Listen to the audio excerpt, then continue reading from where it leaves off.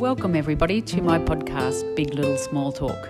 I'm Megan O'Hara-Sullivan and I love to talk, but I also love to listen. If you're new here, welcome. Thanks for joining me today. I hope you enjoy the episode. Thanks for joining me on Big Little Small Talk. My name's Megan O'Hara-Sullivan and we're here today talking to Yvonne McRostie, who is a minister of religion in the Uniting Church. In fact, her official title is that she's the Presbytery Minister of the Downs Presbytery. Have I got that correct, Yvonne? Yes, that you've done your research. Yes, that is right. I am the Presbytery Minister. Yvonne, you got appointed here in 2019, is that correct? Yep. And you said to me the other day, a lot of your work involves travelling out west, which is kind of challenging for you because you're a born city girl. I am a city girl, and when I first came out, I was appointed at a meeting in Roma, and I went out there. It was the bumpiest road I'd ever been on, which was very cool. And I went out there, and they gave me as a gift for when they appointed me one of those fly nets to go over your face, which was, I'd never seen one before in my life, but I really appreciated that because I'd had flies in my face the whole time, so that was very exciting. And I just said to them when they appointed me, "You are very brave," because I've never been in the bush before, so it was very exciting, and it has been just an amazing journey for the last 5 years. So what's involved with your work? What do you do on a day-to-day basis? On a day-to-day basis, I often am just on the phone talking to ministry agents or people in congregations, or arranging stuff between the main church in Brisbane and churches out in, looking at strategy, how we might grow the churches in small rural communities, what needs there are in small rural communities where the church might want to be present, looking at funding opportunities for how we might offer services out in rural and remote Queensland or in our region, which is from Toowoomba right out to Birdsville. Communicating with other presbyteries and looking at how we might strategically be present in communities and things like that. And so tell me about that. Like, how do you, in an age where more and more people are ticking the census box where they say of no religion, how do you engage community in religion or church? Differently to the way that I was trained. When I was trained, you went to a congregation and you grew the community from the congregation. But more and more over the 20 years that I've been in ministry, people aren't automatically just coming to church. So you do need to look beyond the walls of the church to find people who want to connect with church but actually don't want to connect with the institution of the church. So a lot of my work has been about helping congregations to understand that. How do we connect with communities without binding them to the structures or the structures of the church? How do you see the church beyond the walls of the church? And that's been quite difficult because, the history of the church when I was young was everybody went to church and everybody was connected to a church. But a lot of things that have happened in the church that have moved people out from being a part of the church. But the message of the gospel is still as real and is still as important for the world now as it was all the way throughout history. It's just we've just got to give the hope to the world. So I guess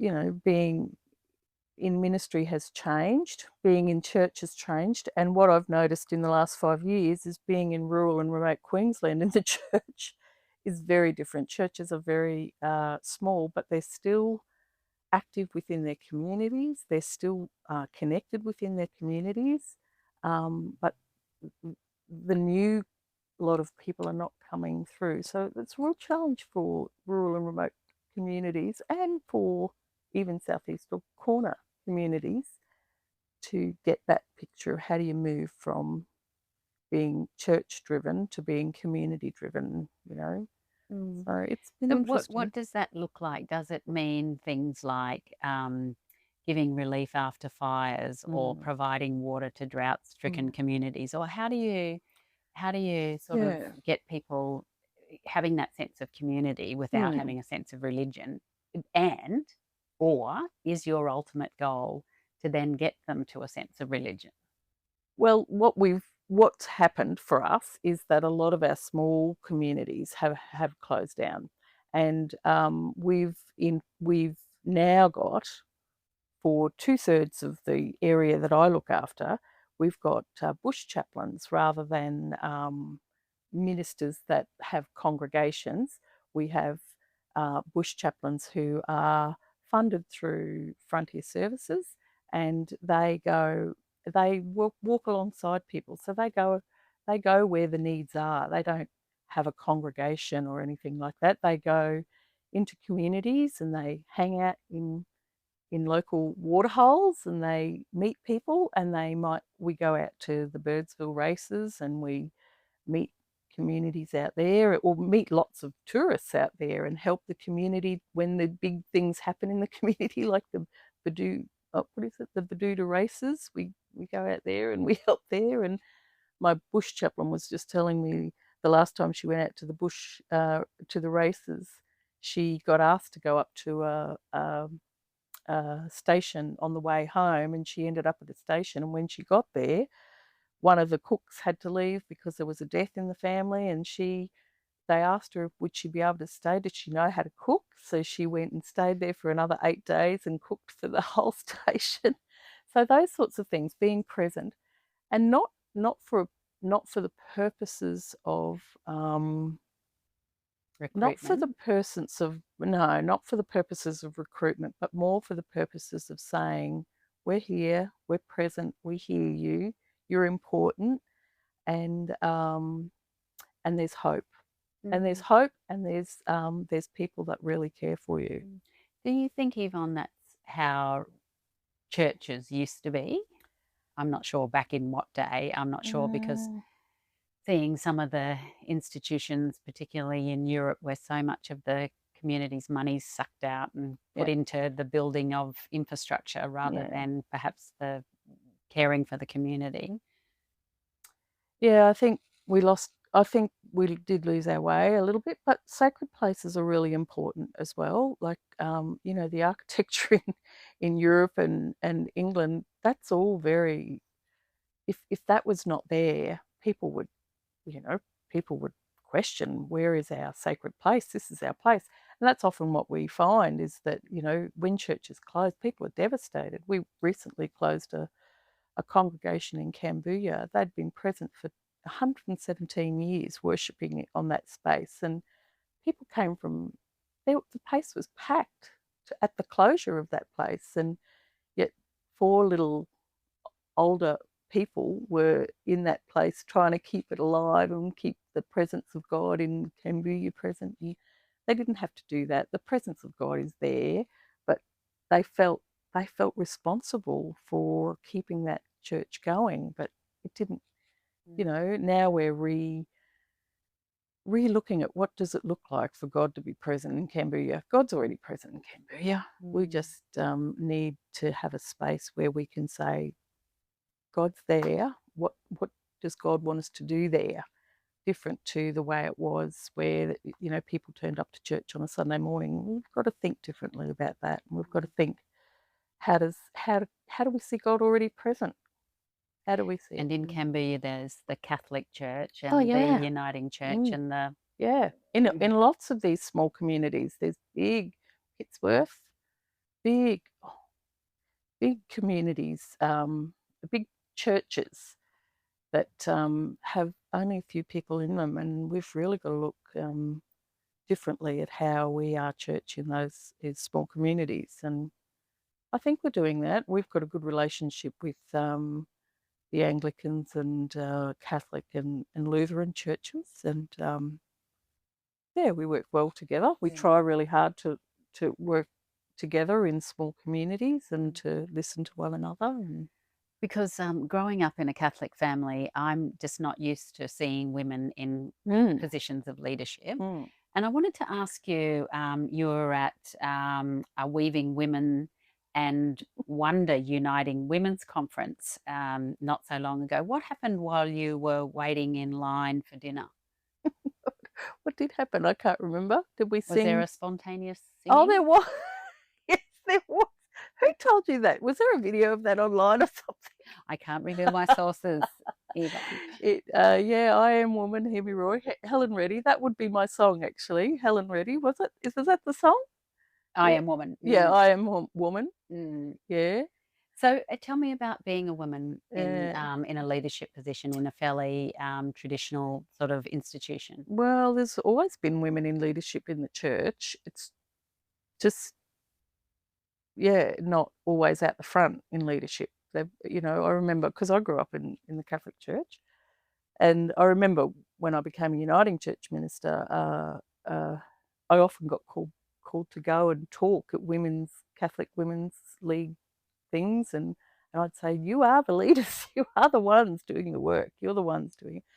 And it was good to be, to remind the women that they're important, they're doing good work. And in this church, it's not unusual to have women in leadership. It's not always easy, but it's not unusual. There's always been women in leadership in the Uniting Church. So, and you have children as well, which is another thought that I never come to growing up in the Catholic. How many children have you got? I've got 2, and I'm also divorced, and was divorced very early on in my ministry, and so I was a single mum with 2 kids in the church, which was crazy. It's crazy. I don't know how people do it, but they do, and I did.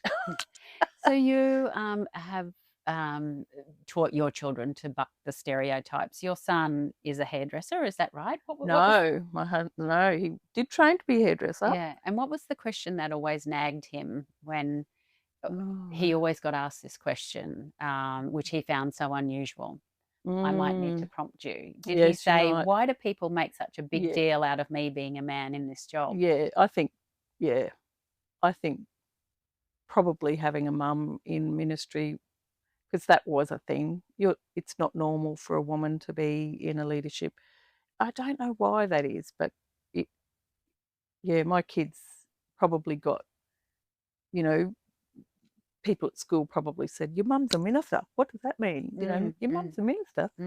And for my son's 14th birthday, a group of his kids was so excited about coming to our place. We lived next door to a church, because the thing that they wanted to do was go into the church and see what was in there, and to walk around and have the opportunity to go up into the big high pulpit and see what's this thing? It's a baptism font. And what's this thing? Oh, that's where the Bible sits, and to ask all the questions. And it came to me that, we've got generations of kids that have never entered into church, and then the next year for his birthday, they wanted to come to church. They wanted to come and sit here and see me preach and things like that, which was very interesting to, it was a real eye-opener that there are generations of kids that would have never, ever gone into a church and might be really curious about that. And how does the church respond to that? How does the church respond to generations of people doesn't even come to their mind to enter a church? Oh, interesting. Wow. And they were 14 and 15 years old. Yeah, 14, and then next year 15. That wasn't really my son's favourite thing to want to do for his birthday. Had spent all this time. Yeah. I'll just remind the listeners that they're on 102.7 FM. You're with me, Megan O'Hara-Sullivan, and we're on Big Little Small Talk, and we're talking with Yvonne McRostie, who is a minister of religion. So, Yvonne, you and I are the same age, and when I met you, I kept thinking, how would we have gone? We're in class together. Would anyone have said, oh, Yvonne's gone off to be a minister of religion? Yeah. How does one at 59 become a minister of religion? You said you grew up in the Catholic Yes, Church. I did. And I had a very traditional Catholic upbringing. My grandmother was a Vatican I Christian of Catholic. So for me to be a Uniting Church minister was a big deal. It was a big thing. In a good way or a bad way? Bad way. Right. Like I yeah. wasn't. Well, what has she done wrong? Right. And in fact, she died quite when I was quite early in ministry. So but my yeah, she did really appreciate that, because I used to say, Grandma, it's the same God. But that was really different. It was really hard for her to come to that. You know, she had a really different upbringing in terms of they were not allowed to communicate with Protestants at all. Catholics and Protestants stayed apart. My brother got married in a Uniting Church and she sat in the car because she couldn't come in. And what a horrible, horrible, horrible way to have an understanding. And it wasn't her fault. It wasn't her, it was just the way things were in that day. And but fortunately, my mum grew up. Well, my mum had to become Catholic to marry my dad, and I didn't know that because she was always Catholic, you know, and she was a very strict Catholic because she loved my grandma and she loved my dad. And but my dad was he was not so strict because he grew up, you know, he just loved people and loved the church and loved social justice and loved being a kind person. And you know, so it was an interesting it was interesting. And then when I think I took on my dad's sort of love for social justice and for people, and started working in the Uniting Church with people with disability, and as a house parent actually with my former husband, and in that role learnt more about God than I would ever learn, and learnt more about people and the injustice of the world. And my life was changed by that, and through that then moved into ministry. So at 59, I've been in ministry for 25 years, in ordained ministry for 25 years, but for 10 years before that in ministry with people with disabilities in the Uniting Church. So just tell me some more about that. Like, how do you make that transition from, were you sort of, you and your husband going to mass and No. things? You weren't, you had sort of become a lapsed Yeah, Catholic, had lapsed you? Catholic. Right. And you start And my doing husband this wasn't work. Catholic. No. So And you start doing this work. And as a child, had you been, like, did you, I know I used to plug my ears and think, I don't want to get the calling. I don't want to get the calling. I don't want to become a nun. Like, was there a thought for No, you, I'm going to become a nun? No, I was a pretty naughty girl. And in fact, we might have been friends then. we were More chance of that, perhaps. In fact, I wasn't a good student. So I think I look back and go, I was neurodiverse. I've never been diagnosed with anything, but I know I didn't learn the same way as other people.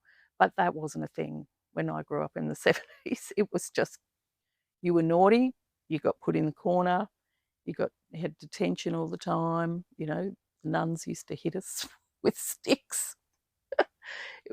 I laugh about it, but it was quite cruel. But yeah, so it wasn't, there was never ever a thought of going into, in fact, leaving the church was probably the thing that I most wanted to do because of I didn't have a very positive experience in that. But my family were very beautiful, you know, loving Christians who took us to church every Sunday, which I didn't really like doing as a teenager because I couldn't concentrate. I couldn't sit there still.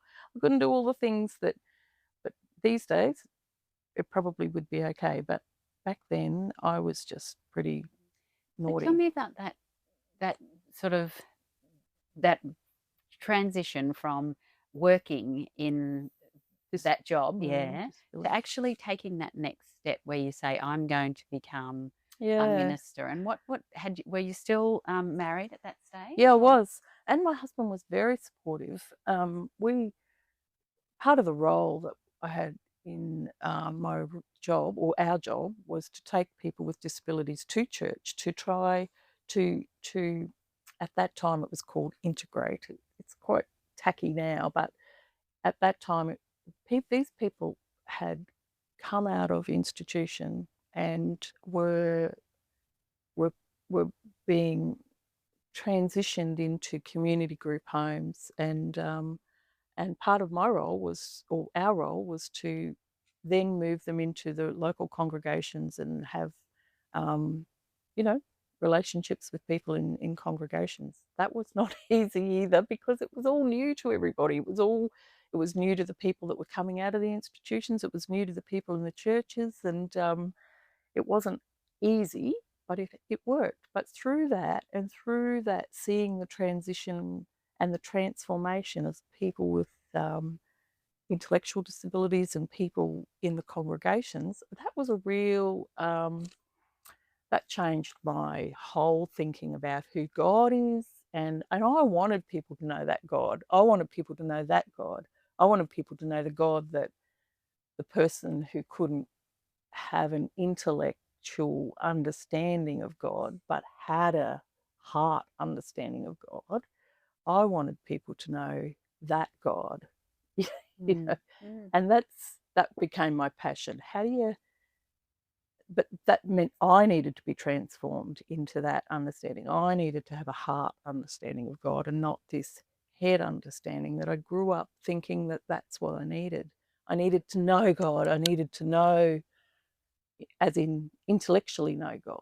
But I love that. yeah. So it's the not only the heart of the intellectually or physically disabled people, but was it the sort of the kindness shown between the two? Yeah, Is that what yeah, you see as God?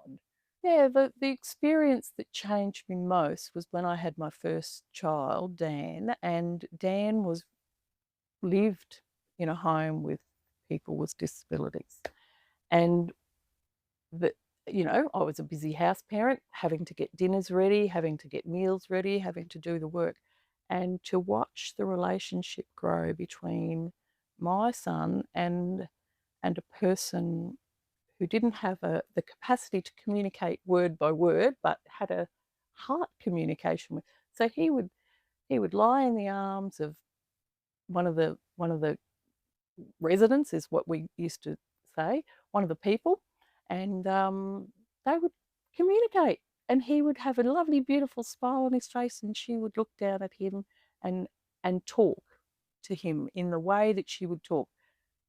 They knew what they were talking about. I didn't know what they were talking about.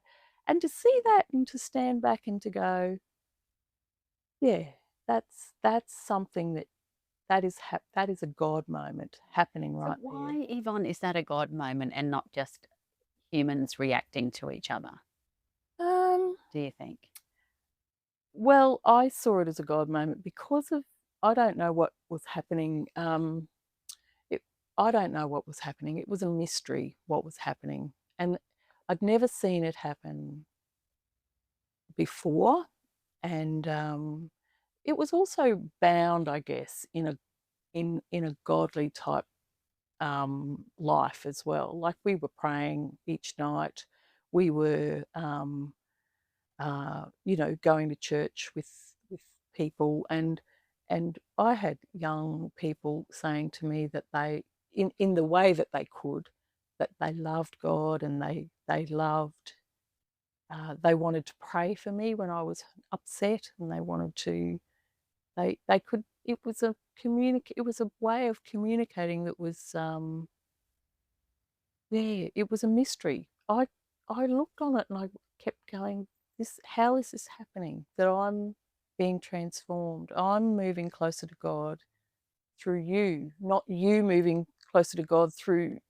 I thought that I was there to do that, but they actually, So was it sort of your old Catholic cynicism, sort of, which we all have, I guess? This sort of came out towards you sideways or something, did yeah, it? it did. Yeah. It rocked me, because I don't know whether you know Henry Nouwen. No, Henry Nouwen's he's a Jesuit, I think, and he had a very similar experience, an intellectual man. And I read a bit of his work while I was working there, and I went, I'm having this experience.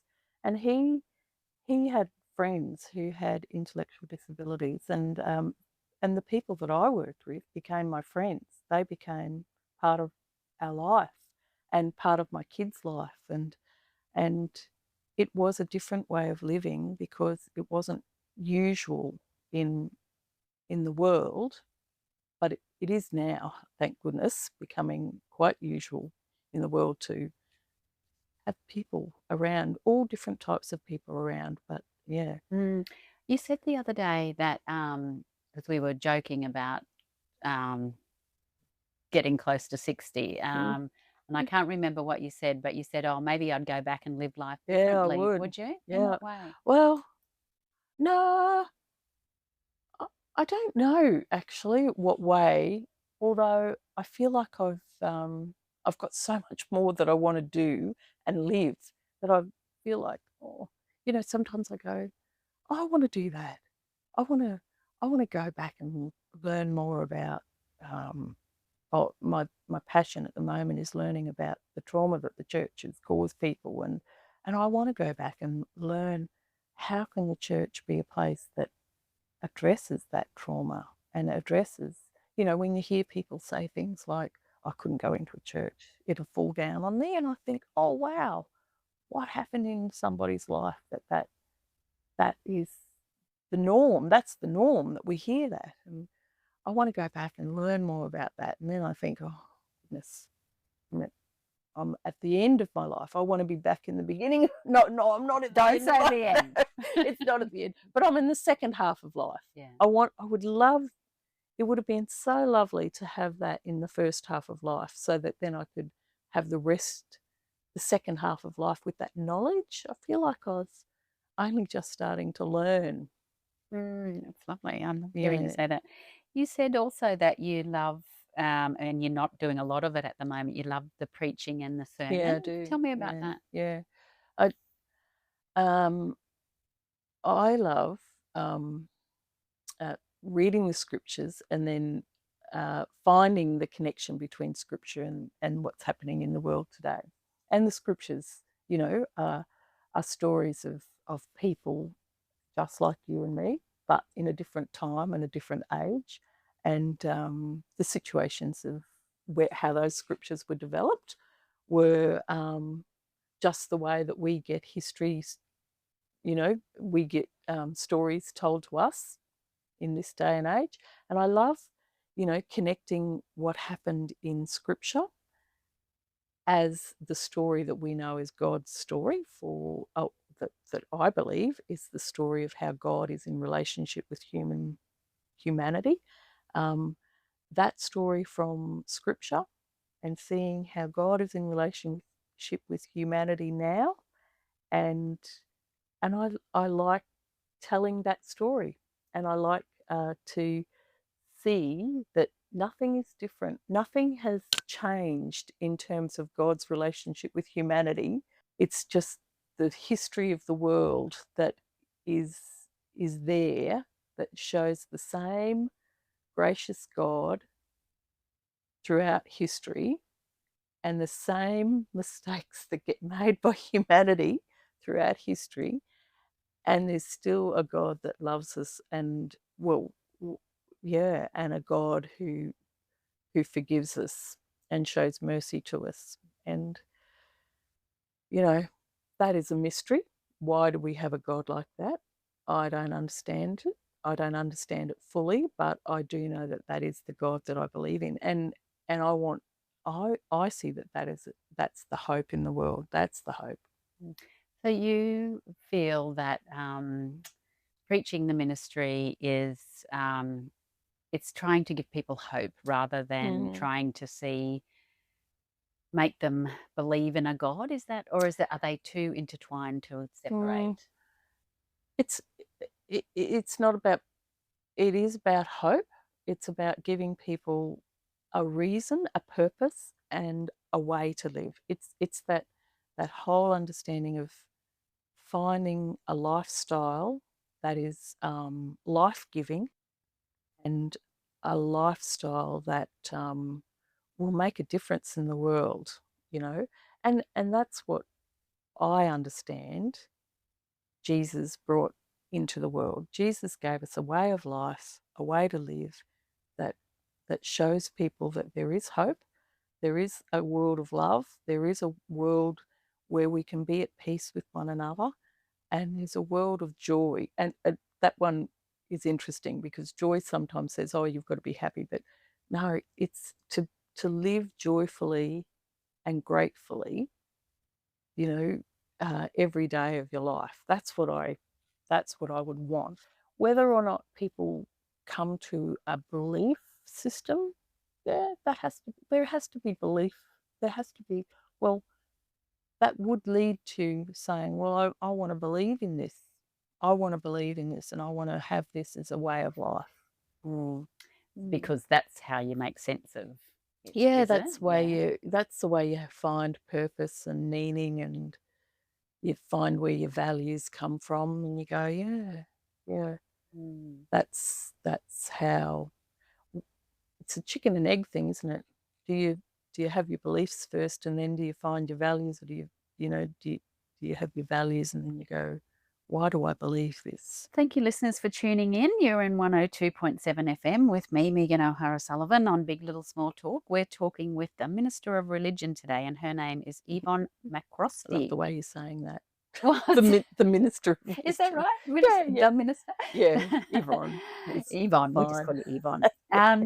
Tell me about the winter shelter that your Yeah. church is involved with, because I just do love this story. Yeah, St. Stephen's Uniting Church each year joins with 6 or 7 other churches and opens its hall up for people who are living rough and who would find it really difficult during winter to find a warm place. And so for the whole season of winter, every night one church is open, and our church is open on a Wednesday night for people to come and have a warm meal, have they say fellowship, I say a nice good old chat, play games.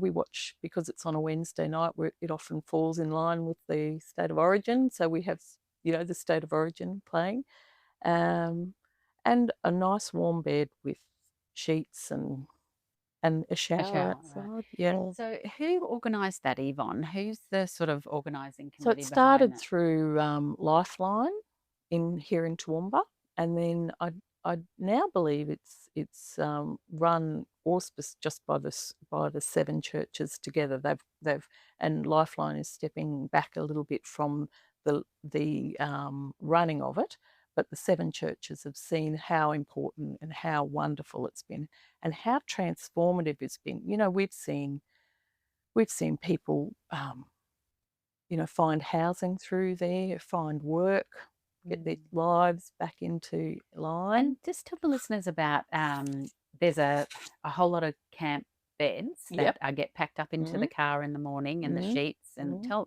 the logistics of it, So people turn up at 3 and set up the camp beds. So this is your congregation? Yeah, this is in St. Stephen's. They turn up at 3 o'clock and they get the beds all set up, and sometimes that's done by a different set of volunteers to the next lot of volunteers who are making the meal out in the kitchen.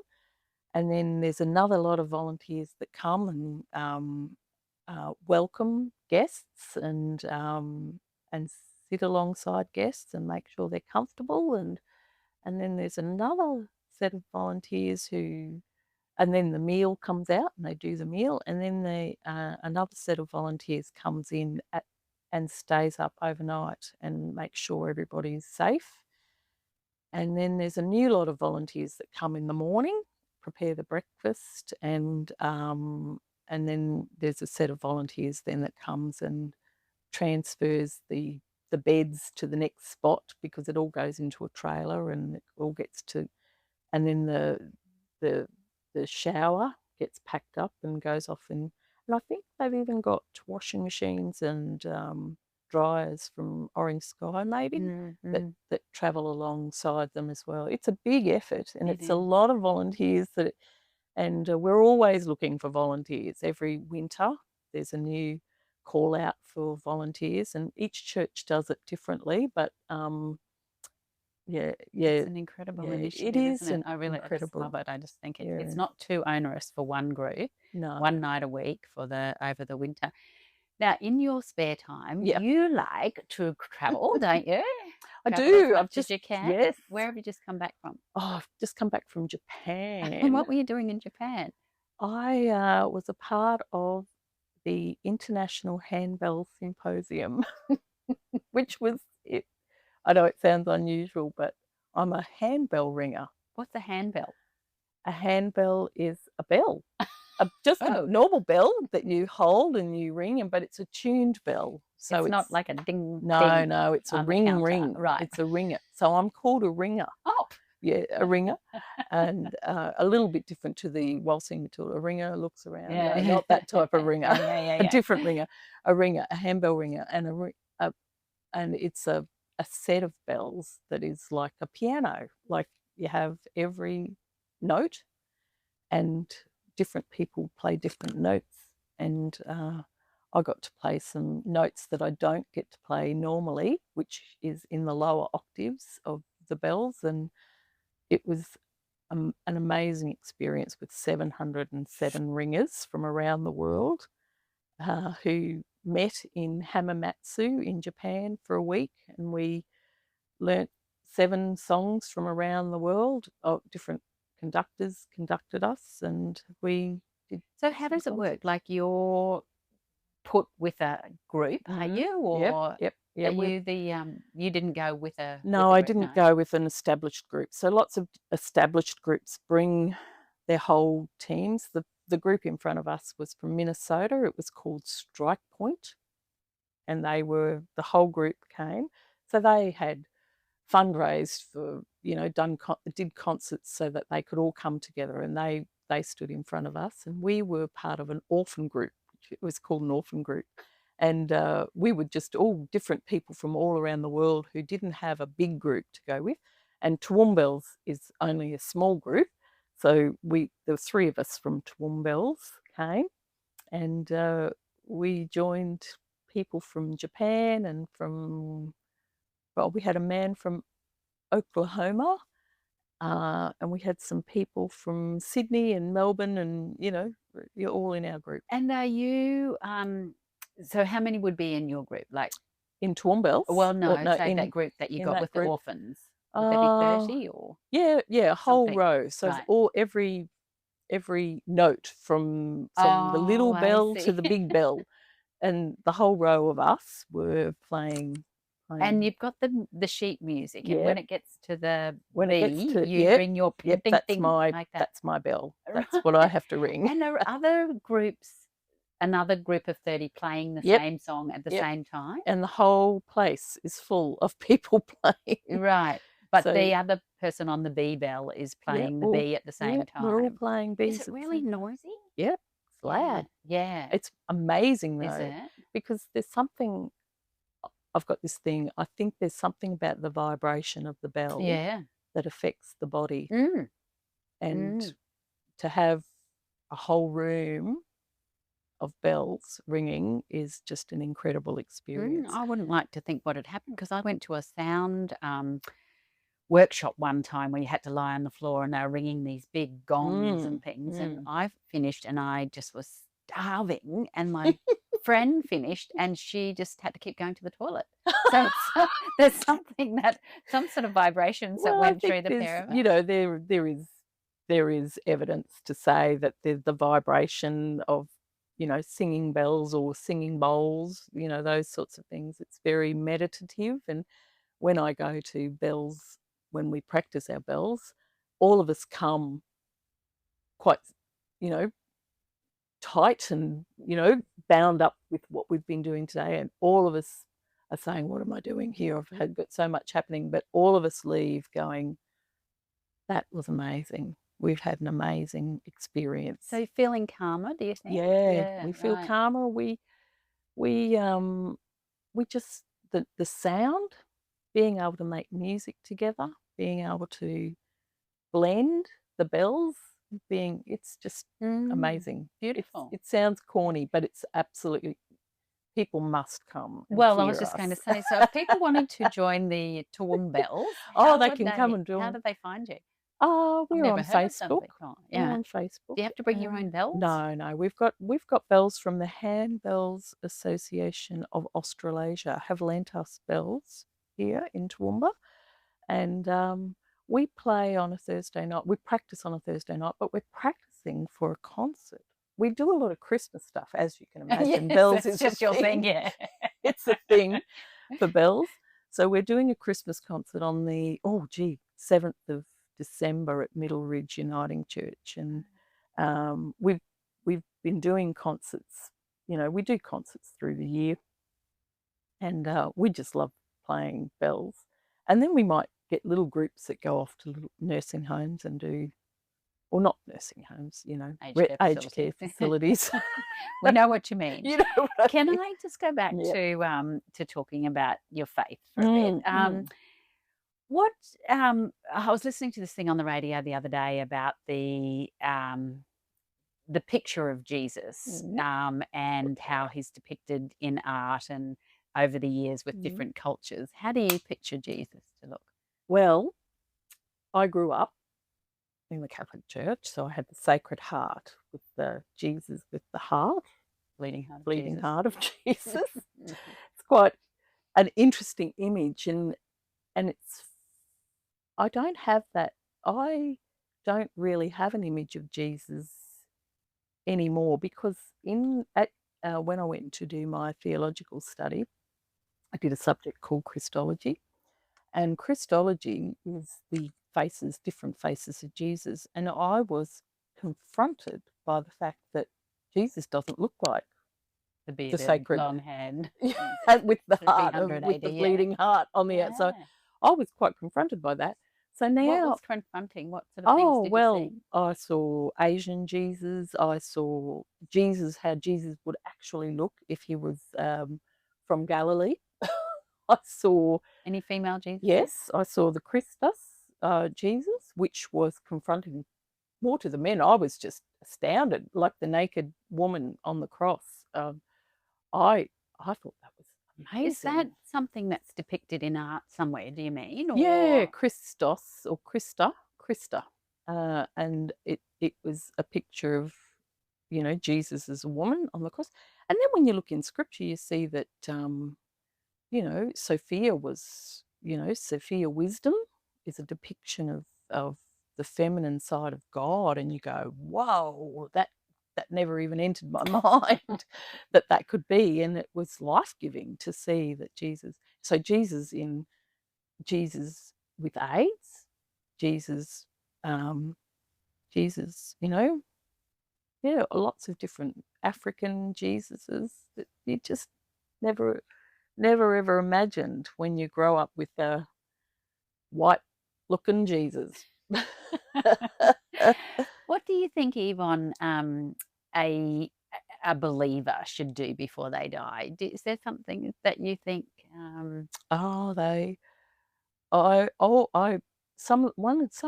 I'm with somebody who is looking at the end of life, I often ask them what they want to be remembered for. What is it that has happened in your life that you'd like to be remembered for? Or what is it that you would like your legacy to be in the world? And it doesn't have to be anything like, I want to be remembered as a faithful servant of God or anything like that. But sometimes that might be what they want. They want to be remembered for the influence that they've had on their grandkids because of their faith journey, or they want their grandkids to know them as faithful. But, you know, people, you know, a person who prays for them, or, you know, and that's important because kids don't get that very often anymore. They don't hear that their grandmas are praying for them. And I hope my granddaughter knows that I'm praying for her every day, or my grandkids know that I pray for them every day. So quite seriously, Yvonne, if you're not, who is? Really? No, though I know that my mother is praying for them. That whole generational thing of handing down or handing on the stories of faith. I think that's I am concerned about the faith stories not being passed on from generation to generation. And there are faith stories that are there that sort of lessons in life, you mean? Nothing new under the sun. So just Nothing tell new me, under do you the sun. believe in a heaven and a hell? No. Oh, well, No. should I say that? Should I Freudian say that? slip.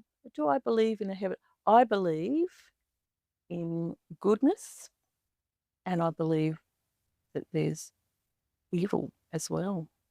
Don't know whether there's a place called heaven and a place called hell, but I believe that we experience heaven and we experience hell. And that happens in wonder of creation. We experience unity and we experience goodness in people, and they're heaven moments. In the prayer where Jesus taught the disciples to pray, your kingdom come on earth as it is in heaven. And I believe we see glimpses of heaven in relationships with beautiful people, in nature, in lots of different ways. Acts of kindness. Acts of kindness, in just goodness of people and goodness that happens in the world. And I also see that there's some pretty tough stuff happening in the world that particularly at the moment. Yeah, particularly at the moment that can be seen as the absence of God. And that's what I believe, that hell is the absence of God, or sin is, the turning away from God. And and you see that, and you have to reflect on your own life and go, how am I participating in turning people away from goodness and light and love and goodness in people? How am I pointing people towards goodness? That's what I think life is about. How do we? I like that. I like your life lessons, but unfortunately, I'm coming up to the end of my interview with you. But I don't know how you feel about the royals. We've just had the King and Camilla here. Are you a fan? No. Who's your favourite royal? Well, I have to think about that for a little bit. I do like Catherine. I think Catherine's beautiful, but I'm more like Catherine the Great from the Reformation. I think Catherine the Great. Tell me about Catherine the Great. Oh no! Don't ask me too much. Didn't she overthrow King Peter? She overthrew someone, and she stood up for the noble people in the land. She was a princess. She was around in the time of 1700s. I had to just go and Google her because I went, oh yeah, I love Catherine the Great. She was a Russian royal, yeah, and she seemed to be a fairly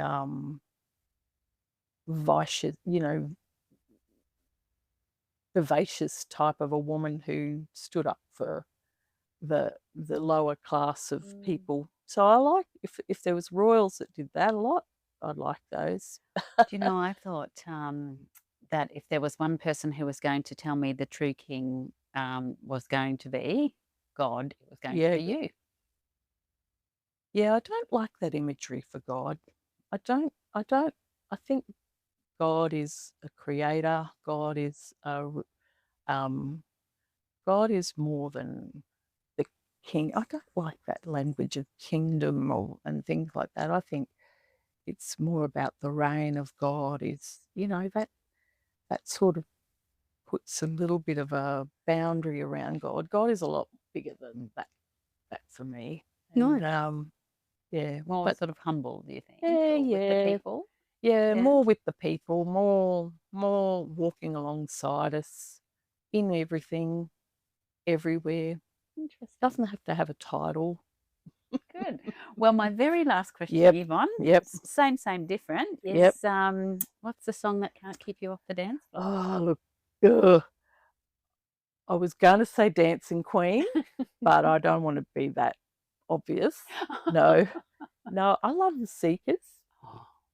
You and me both. And my kids know that at my funeral I have to have. Okay, so Yvonne, your top number one song that can't keep you off the dance floor. Calling Me Home by the Seekers. And also Helen Reddy. I Am Woman. I Am Woman. Actually, I can't not sing that loud. That's pretty amazing, that song. Yeah. The Helen Reddy story is quite amazing. Yeah. So a bit of fist pumping while you're Yeah, singing. a bit of fist pumping. Well, we'll go with the Carpenters. But Carpenters. Thank you. Look, No, it's it was just the been Seekers. Oh, the Seekers. Sorry, beg your pardon. Don't mind the Carpenters either. That too. Does it say my age when you say? Well, as I say, we're the same age. Yeah. So I will let you go. Great. But thank you so much for being my guest Thanks. on Big Little Small Talk. It's been lovely hearing your journey to where you are, and it sounds like there's a whole lot more that you've got to do before the end of life. And don't get there too quickly, because we're both go at the same time. No, we won't go. No, I'm going to live until I'm 102, I think. Oh, okay. Well, very good. Well, Yvonne McRostie, and I'll say it one more time, Minister of Religion. She's a presbytery minister for the Downs Presbytery. I don't know why you had two presbyteries in one sentence, job title, but that's presbytery minister. Yeah. But for the Downs Presbytery. Yeah, for the Presbytery of the Downs. Oh, okay. Lovely. Thank you so much. Thanks. Bye. That's it for this week. Thanks for joining me on Big Little Small Talk. I hope you can make the time to join me next week. If you've enjoyed this episode, please subscribe on your favourite podcast app.